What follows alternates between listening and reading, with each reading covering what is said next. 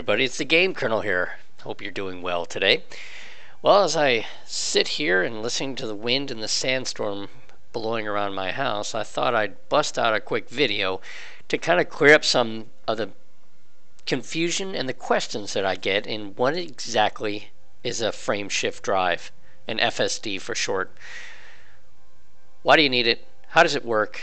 And what frame shift drive should I get for my ship? For example, so first off, we want to talk about what is a frame shift drive. Plain and simple. It's the piece of equipment on your ship that allows you to travel faster than light. Technically, it moves space around your ship that allows you to go faster than light. Call it hyperspace, if you will. Call it a wormhole. It's kind of the same thing. Without this tool of this game, you would not be able to travel between star system to star system as you do with any length of time to make this game worthwhile. Okay, so let's look at frame shift drive. Frame shift drive is found in the core internal parts of your ship. It comes specifically just a frame shift drive. It comes in 6 different classes, and then you'll see this here: class 2, 3, 4, 5, 6, and 7. Okay, it also comes in 5 ratings. Ratings go from A, B, C, D, and E. A general rule of thumb is the higher number of class is your more capable or powerful piece of equipment. It's no different than the frame shift drive. When you're looking at ratings, you want to have the lower. So the lower the letter, for example, so A is your most capable and provides the most bang for the buck, should you say, on the frame shift drive that you're using. So if you had for example, on my trusty Fer-de-Lance here, I have a 4 frame shift drive slot. So it's a class 4. Okay, I cannot carry a class 5, 6, or 7 here. This is non-negotiable. Okay, in the core internals, you could either have that number or you can go lower. I have a 4. So from that, within that choice, I am also going to pick a rating. So if I click onto this and I go into browse, it tells me the different ratings and capabilities for each one. For my ship right here, I have picked a 4 Bravo, and there's some reasons why I've done that. When you talk about a frame shift drive, everything has a trade-off. Okay, more power more power usage for more distance, more weight or more heat that you're going to give out for more distance. Okay, it's all a trade-off. You have to decide what's important for you and what is your mission or your goal for the aircraft you've picked. So when buying an FSD, what I look at is first, what is the ship and what is the capability? What am I doing with it? Okay. Second, what is the role of the ship? A Fer-de-Lance. That is a fighter primarily ship. I use it to engage. Therefore, I don't need a frame shift drive that's going to take me 20, 30, 40 light years in a bang. Okay, I need to get in, and I'm probably going to fight other ships in close proximity, and I'm not traveling long distances. Okay, if you are taking a ship, for example, let's say an Asp, and we're going to look at that next. If you're taking a ship exploring, or you're doing some trading or smuggling, you're going to want a frame shift drive with a lower class, meaning an A class. That's going to give you the most bang for the buck on that frame shift drive. Yes, you can get it engineered for a little bit more, but again, for stock and for upgrades here, what I'm looking at is you go for the lower letter to give yourself more boost power. Okay. Now, also, you have to consider what is your power capability for your ship. Okay, we looked at, let me go back just a little bit. My power plant is a 6 Alpha. Okay, it's probably a little overkill for what I've got on this ship. I need to do a little adjustments, but let's put that aside for right now, because technically if I've got space here, probably anywhere past the 3/4 mark, it's wasted assets. Okay, anyway, what is the power available for your ship, and what are the weapons you're going to have on it? What is all the draw? Each frame shift drive requires a little bit more power, each one that you get if you go higher. Okay, you need to be able to balance that. So again, that's a cost. And final, it's cost.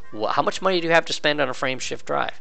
Okay, money is not an object for me, and that's fine. However, I don't need to go that far, so I didn't pick the number 1 4 Alpha frame shift drive for 1.6 mil. I went with the 4B, which gave me a little less jump capability, but I'm not using that much. I'm using a little less power, and I'm not spending those funds. Okay, so again, you need to balance that. I said final. There's one more thing you need to be considerate of. When you're buying a frame shift drive, not every location will allow you to purchase every single class of frame shift drive. Your best bet, and I'll put a link into this, is to go towards your high-tech facilities. There you will have more of a choice of getting the frame shift drive that you're seeking. But again, they're not in every single one, so just be aware of that. Okay, so so we talked about why on my Fer-Lance I have the B. Let's take a quick look at another ship and just show you how we utilized then the different ratings on the frame shift drive to affect my my other ship. Excuse me. Okay, here I sit with my Asp Explorer. Let's go to my core internals. This ship, as we talked about before, the role for this I have is exploring. Okay, so long distance. I want to get the max effort capability out of my frame shift drive. So when I took in all the factors there, the frame shift drive allowed on this ship, the largest is a 5. I chose the 5 Alpha. I've also, if you see this symbol here, I've also have it engineered. Now anybody who knows the engineering process will immediately look down here and say, wow, you didn't have a very good role for your engineering. Yeah, I didn't. I struggled with that. So I need to get it back there and get it tuned up to see if I can get it over 50 light years, and that is possible. I just need to, have a little better luck in the rolls on that one there. But again, my focus was long distance, therefore I went with a frame shift drive. Be aware, look at the cost on the frame shift drive that you have right here. Your 5A is $5.1 million. My 5B is 1.7, and then down. Significant price changes as you go up. And again, the 5A is more expensive than the actual cost of the ship. Okay? And if you want to just take a quick look, here's my 5A at 26.71. After I did the engineering, it went up to 36.06. So not bad, but not great. Can do a lot better with that. Okay? So hopefully that gives you a little bit more background, and you can make a better, smarter decision when purchasing and selecting your frame shift drive on that. As a final little thing right there, let me tell you how you can add 300%, up to 300% additional jump range, really easy when you're out there traveling around with a frame shift drive. Let's go take a look at this. Okay, here we are in my Asp Explorer, heading out to Neutron Star. Take a look at this, my light year, my jump range at this time, 38.28.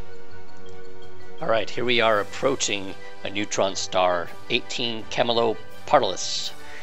It's the closest one to me, but I wanted to make the point of saying you can add 300% boost to your jump drive on these types of stars by carefully going through the last 1/4 of the tail shooting out. Watch as I approach this here, and you're going to see, remember the numbers of 38 light years before. Carefully approaching this, you're going to see it jump up to 300% distance in there. Not difficult to do, however, finding the neutron highway and neutron stars is a little bit tricky. There's maps out there to show you where to go. I'll put one into the description. But watch as we enter this. Going to put our ship a little bit out of control, but easily recoverable. And you'll see it right here with the warning of operating beyond safety limits. You look in the upper right. It is now saying it is supercharged. Okay. What does supercharged mean? Let me throttle this back here for a second. Now, take a look at that. 153.11 light years in the Asp Explorer. Just by going through that carefully. If you get too close, it's going to destroy your ship. You're going to take some damage. So be careful when you're doing this, okay? Now, if you look at the map of the galaxy, look at the supercharged distance now I have with the drive increased. Okay, so if I'm going to Wolf 406, it's really going to take me now only 2 jumps to get back home, as opposed to the 7 it did to get out to the location we're currently at. Okay, so as I leave you with that, I'm going to leave you with a nice view back at the neutron star. Remember, white dwarf stars can also give you a 50% boost on this. But thank you very much for watching, and I appreciate your comments, and I hope everybody has a